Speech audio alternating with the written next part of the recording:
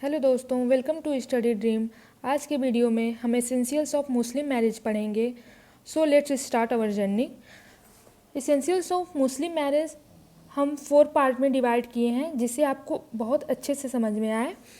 पहला जो इसका फॉर्म है एसेंशियल्स ऑफ मैरिज का, पहला जो फॉर्म है वो कम्पिटेंसी ऑफ पार्टीज़ है। सेकेंड है free consent, and third one is formalities, and fourth one is absence of prohibition impediment.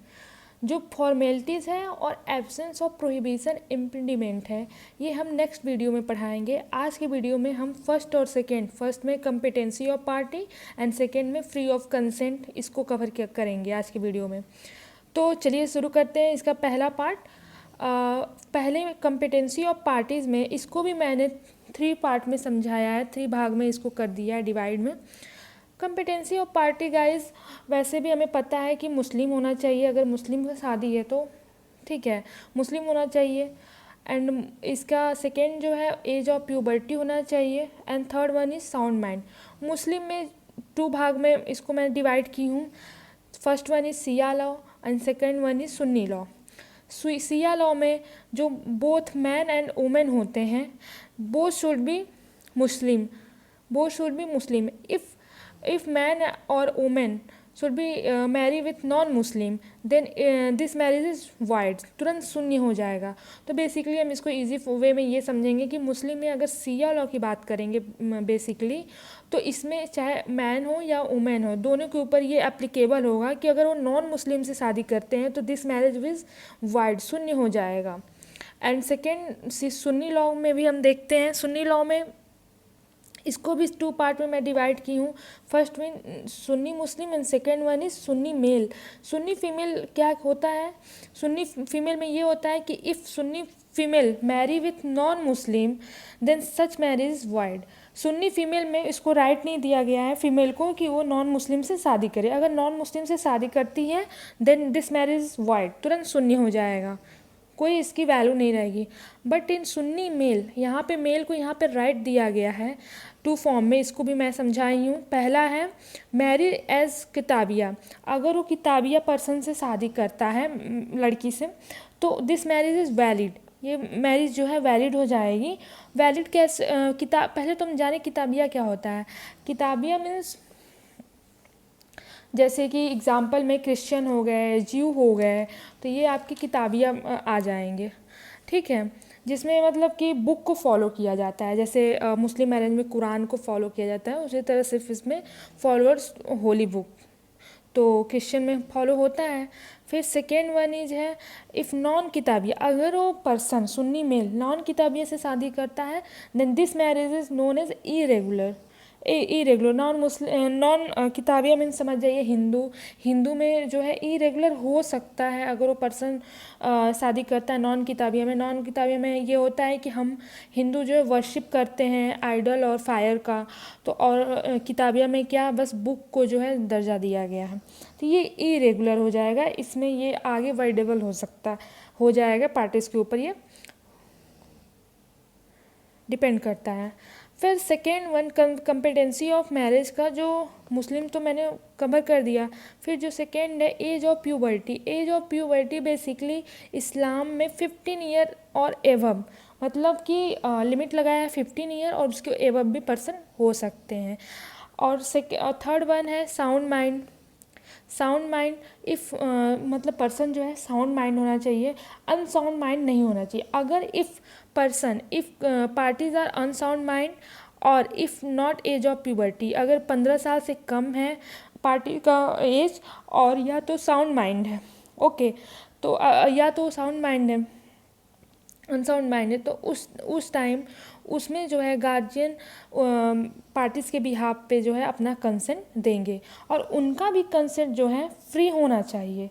The consent which guardian is given, this consent should be a free consent, किसी के दबाव में नहीं होना चाहिए, ठीक है। कम्पिटेंसी ऑफ पार्टीज हम लोगों ने ख़त्म कर लिया, जो पहला पार्ट था एसेंशियल्स ऑफ मैरिज का। एंड इसका जो सेकेंड पार्ट है फ्री कंसेंट। फ्री कंसेंट जो है अभी मैं इसको समझाती हूँ, फ्री कंसेंट। और हाँ दोस्तों, अगर आपको मेरी वीडियो अच्छे से समझ में आए तो please like and subscribe my channel and इस वीडियो को ज़्यादा से ज़्यादा शेयर करें कि लोगों को बहुत ईजी वे में समझ में आए। तो चलिए फ्री कंसेंट की बात करते हैं। फ्री कंसेंट में क्या होता है, इसको भी मैं 2 फॉर्म में समझाई हूँ जिससे आपको बहुत ही ईजी वे में समझ में आए। पहला है इफ़ पार्टीज़ आर व्हाट, जो भी ब्राइड ग्रूम और ब्राइड है उसमें वो सेन होना चाहिए और एक होना चाहिए एडल्ट होना चाहिए। तो इफ़ दोनों पार्टीज़ जो हैं एडल्ट हैं सेन है तो उस टाइम जो है the consent free consent of the party, तो जब दोनों एडल्ट रहेंगे सेन रहेंगे मतलब समझदार रहेंगे तो उसमें जो है free consent of the party का जो कंसेंट होना चाहिए फ्री होना चाहिए। अगर कंसेंट फ्री नहीं होता है, if not free consent then marriage is void, चाहे वो सुन्नी हो चाहे वो सिया लॉ हो, अगर फ्री कंसेंट नहीं रहता है then the marriage should be void.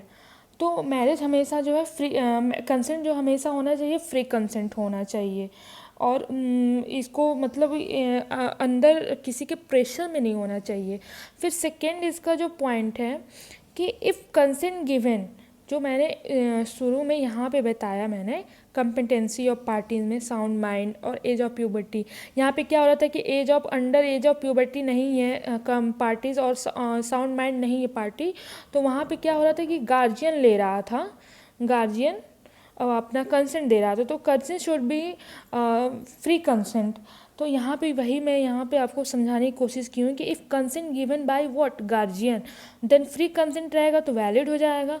अगर ये भी अंडर प्रेशर गार्जियन भी दे रहे हैं अपना कंसेंट तो फिर यहीं पे वाइड हो जाएगा, कोई यहाँ पे चांस नहीं है कि मैरिज जो है वाइडेबल हो जाए।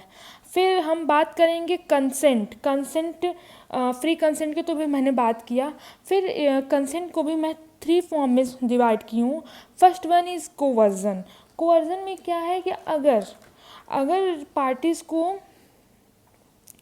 पार्टी का कंसेंट कोवर्जन में ऑब्टेन किया गया है तो that time the marriage is wide हो जाएगा, अंडर प्रेशर में किया जा रहा है तो ठीक है, तो उसमें जो मैरिज जो हो जाएगा वाइड हो जाएगा। बट एक्सेप्शन है, एक्सेप्शन क्या है, एक्सेप्शन बस सुन्नी लॉ के लिए है, सुन्नी लॉ के लिए ओनली एक्सेप्शन ही है, नॉट सिया लॉ।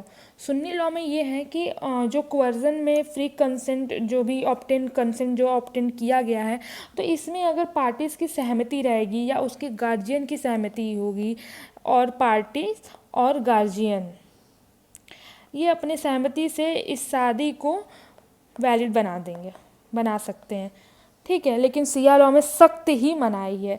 और जब हम फ्रॉड की बात करते हैं कि when consent should be fraud, धोखे में किया गया है शादी, तो अगर जब भी ये फ्रॉड में शादी रहेगा तो इसमें भी ऑप्शन ऑफ पार्टीज़ में जैसे यही पार्टी और गार्जियन के ऑप्शन पे मैरिज शुड बी वाइडेबल हो जाएगा। आगे चल के अगर पार्टी का सहमति है तो मैरिज को है वाइडेबल हो जाएगा। तो वाइडेबल मीन्स व्हाट कि आगे चल के वो वैलिड ही बन जाएगा।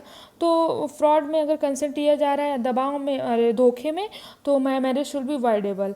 And third one is mistake of fact relevant to marriage.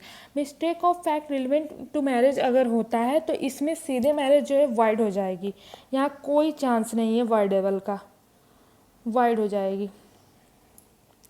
इसमें क्या होता है कि mistake of fact relevant to marriage, जैसे कि इसमें अगर फैक्ट को छुपाया जा रहा है, अगर पर्सन का मतलब अगर हस्बैंड का कई शादी हुई है और उसको छुपाया जा रहा है कि नहीं बताया जा रहा है पार्टीज़ को कि हाँ इनकी पहले भी 2 पत्नियां हैं या 1 पत्नियां हैं, तो in this case marriage should B wide, सीधे शून्य हो जाएगा, यहाँ पे कोई ऑप्शन नहीं दिया गया है।